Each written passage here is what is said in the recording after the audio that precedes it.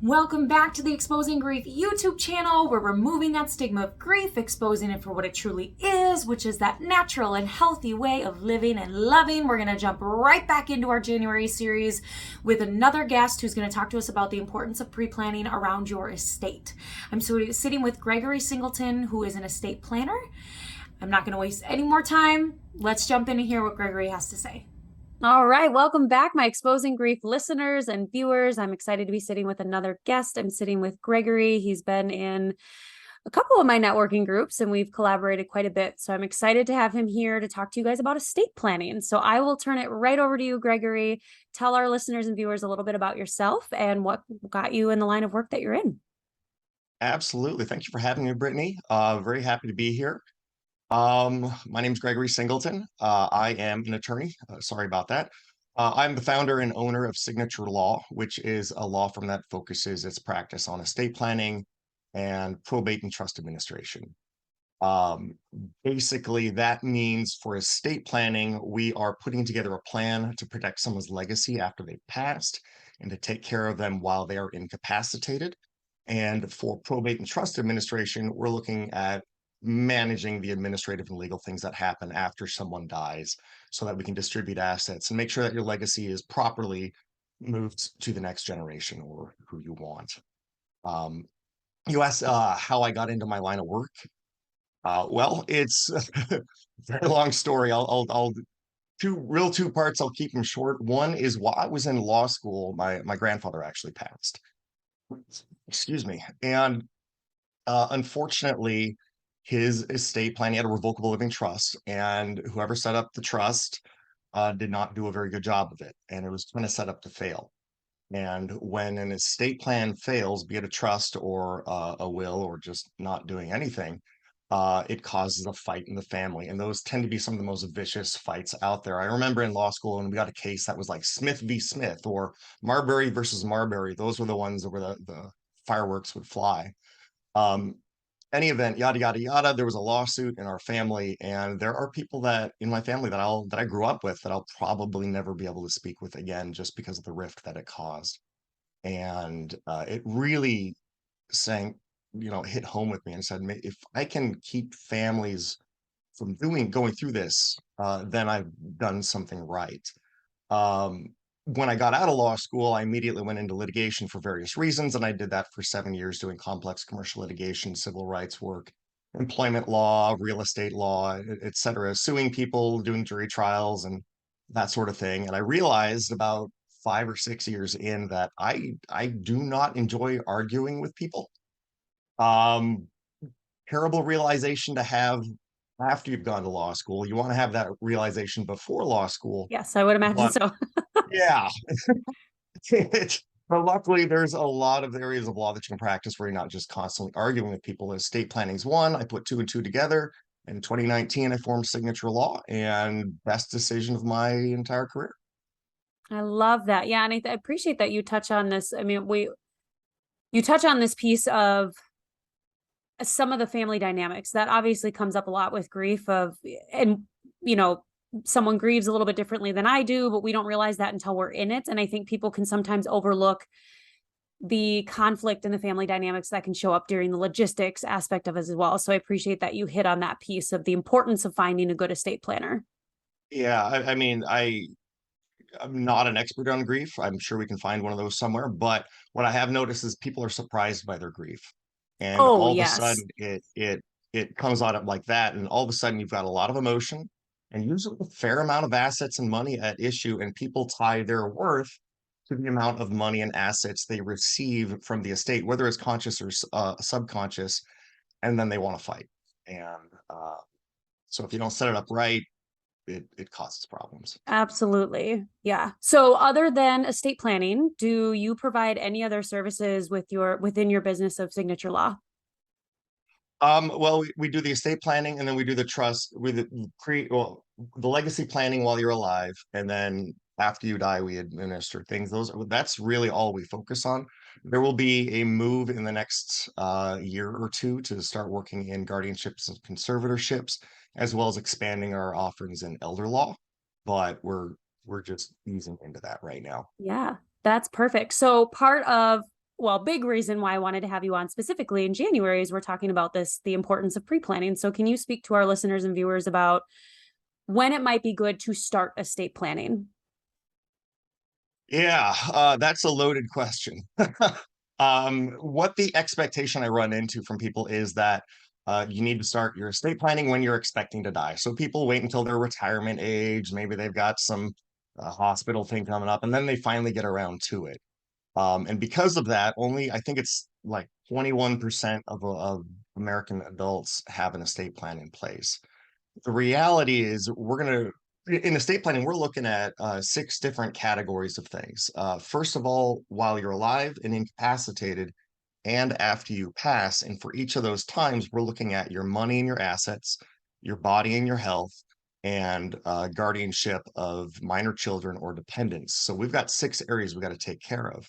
So if you have for legacy planning, which is like doing a will or a revocable living trust, uh, we're going to look at it not when you're looking or planning on dying. We're going to look at it as soon as you have assets that you want to make sure are going somewhere. Or as soon as you have children, you need to plan for who will be their guardian if both or all people that have parental rights of the children are should die. For incapacity planning, that one actually, we want people to start planning when they're 18. When I say incapacity planning, this means that you're unable to make, for instance, healthcare decisions for yourself, either multiple strokes, dementia, coma, Alzheimer's, or a variety of other conditions. As soon as you turn 18, your parents cannot make those decisions for you. So you could go off to college, get in an accident on playing football or something, and nobody is around to make those decisions. Durable financial power of attorney is for, it's very similar, but it authorizes someone to step in your shoes and make financial decisions for you.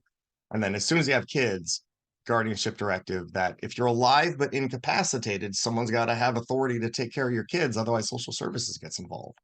So we're looking at major changes in life, and as soon as you turn 18.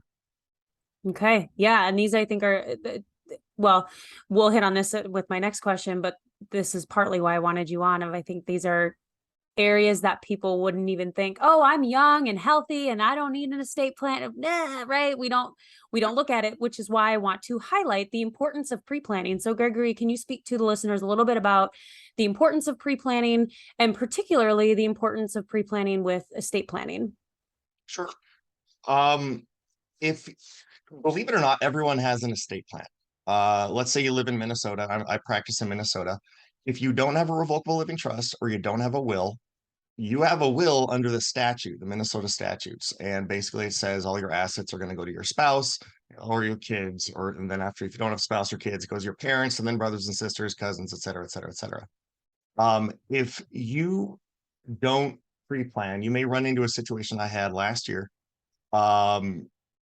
For instance, if you are under the age of 21 in Minnesota, you cannot inherit under the Uniform Transfers of Minor Act, Minnesota version of it.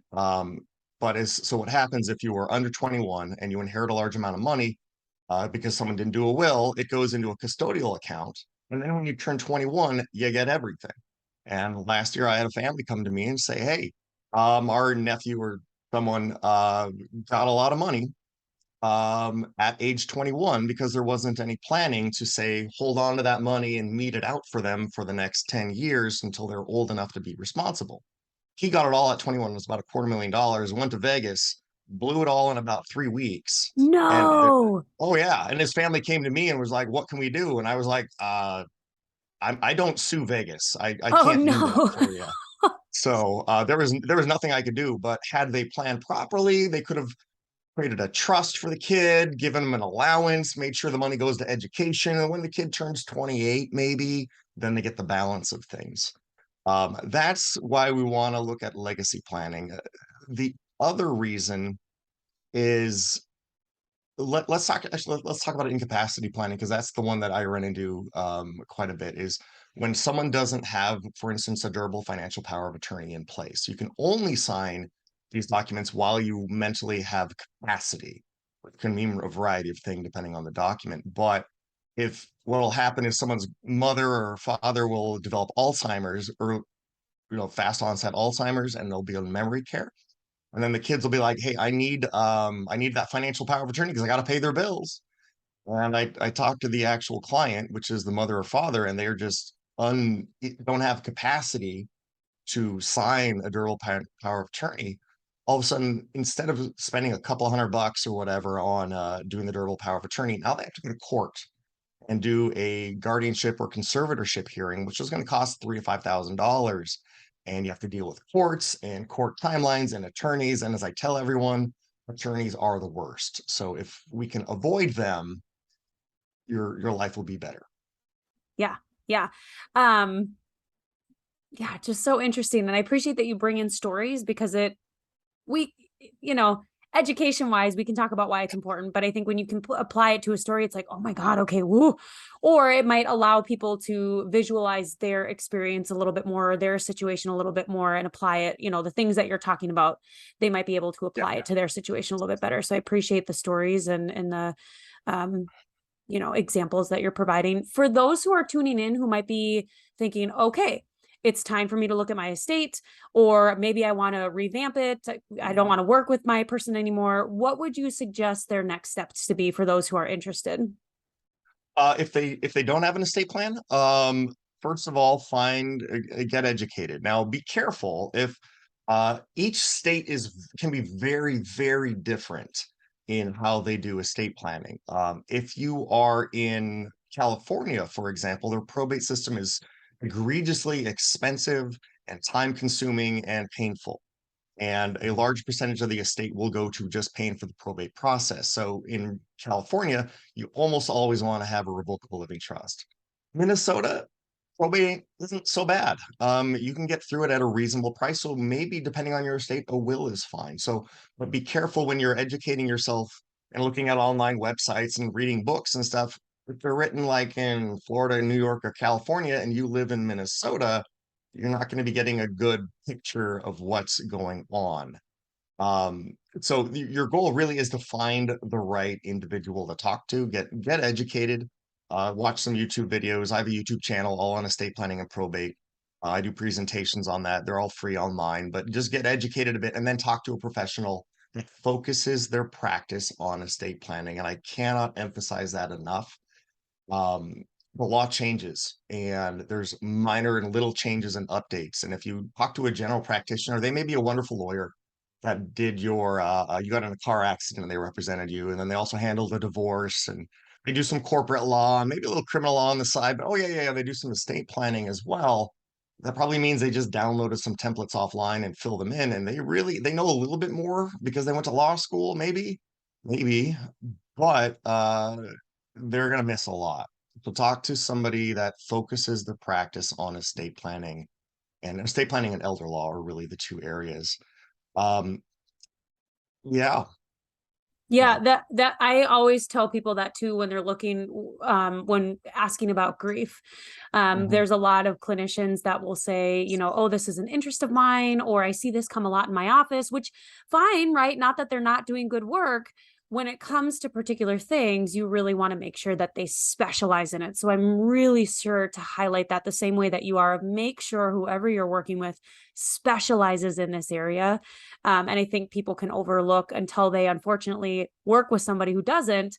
I think they can overlook how important it is that they specialize in this area. And listeners too, quick thing, I will put Gregory's YouTube channel in the show notes below. So don't feel like you have to be scrambling and searching everywhere. I will be putting that in the show notes so you have easy access to that. Wonderful. And we actually can't say specialize as attorneys. We just have to say focus your practice on. There's some ethical rules, but that's neither That's here nor there. interesting. That's interesting. Yeah. In the therapy world, specializations, that's what you want to look for. That's the biggest thing when you graduate. They're like, what are you going to specialize in? What are you going to specialize in? What's your niche? Right. That's interesting. So, okay. So maybe you wouldn't look for the terms, what do you specialize in? It'd be more, what's the focus? Quickly too, for those who are interested, can you briefly give us a rundown of what it might be working like with you specifically, Gregory? What can people expect if they're going to work with you? Yeah. Well, first of all, I can only work with people in Minnesota.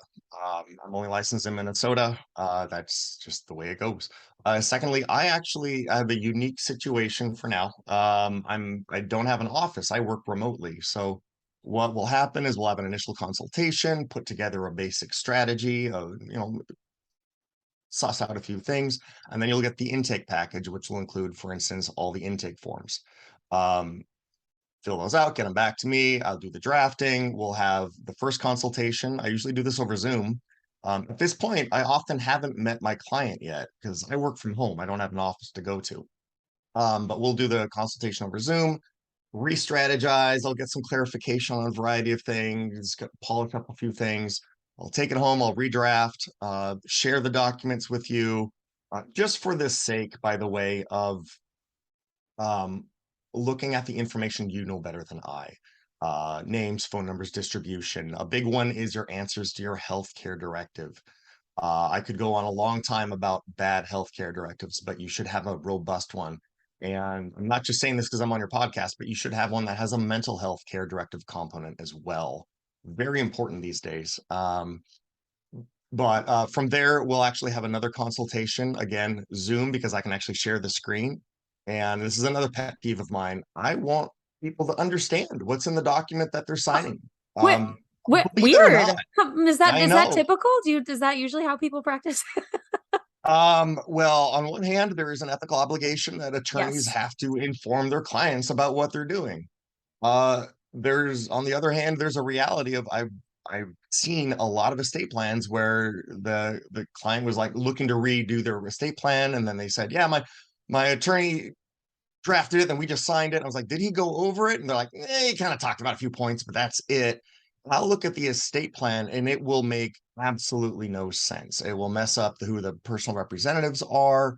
I've seen ones that have built-in supplemental needs trusts, which are pretty robust beasts for people that are on medical benefits and such, where there's nobody that's on medical benefits and there's no need for such a trust. I've seen things screwed up left, right, up, and down because the attorney didn't go over things with them, and it ticks me off.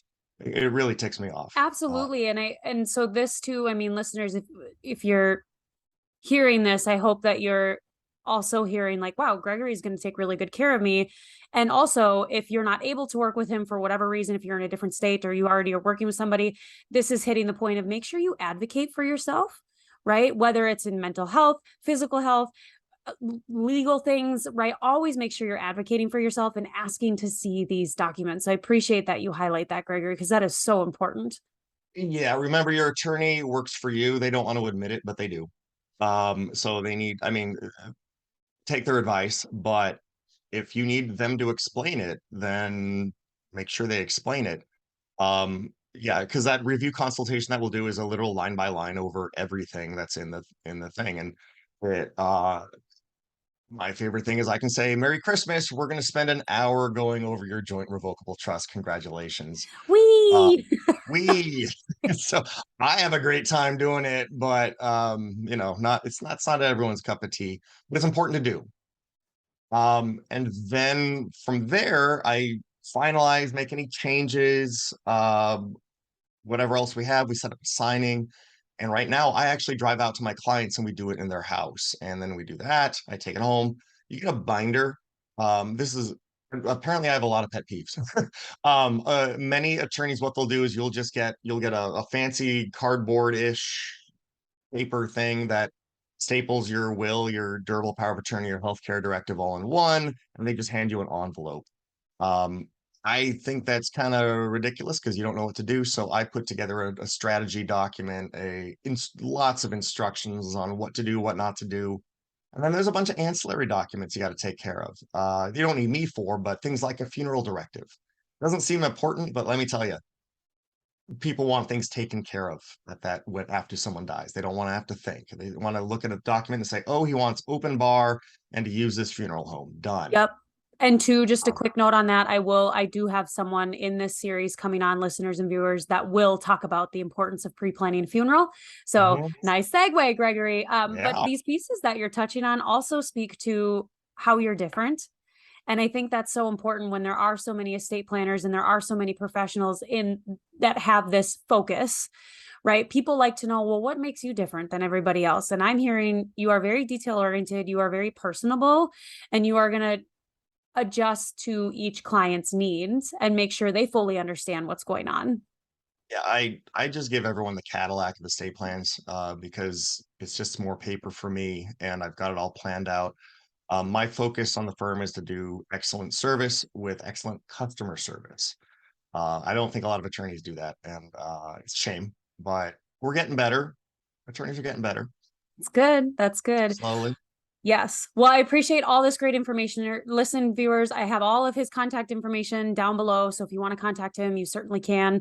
I always, and Gregory, I'm putting you a little bit on the spot here with my podcasts. I always like to wrap things up with this one question of, you've covered a lot of information today, and I hope the listeners and viewers take everything away that you're giving them. But if they only take one thing, what are you hoping that they take with them today? Work with a knowledgeable professional. Um, I do probate as well as long as with estate planning. I could make a very, very healthy living doing probates of people that did their own will or did online will. Oh God, the online wills.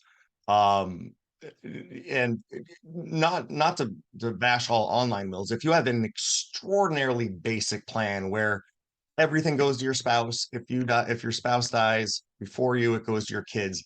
Done. You might be okay with an online will, but if you don't work with a professional that knows what they're doing, you don't know what you don't know. The unknown unknowns or the unkunks. Potential issues are out there that are not covered by online wills. What if you move from a community property state? How do you deal with pets? What about tax issues? Do they even apply? What if there's a divorce? Do you know the ins and outs of the Secure Act? I do this all day, every day, and I learn something new every single day, and which is I love. I think it's great. It keeps me interested, or keeps me interested in the area of practice.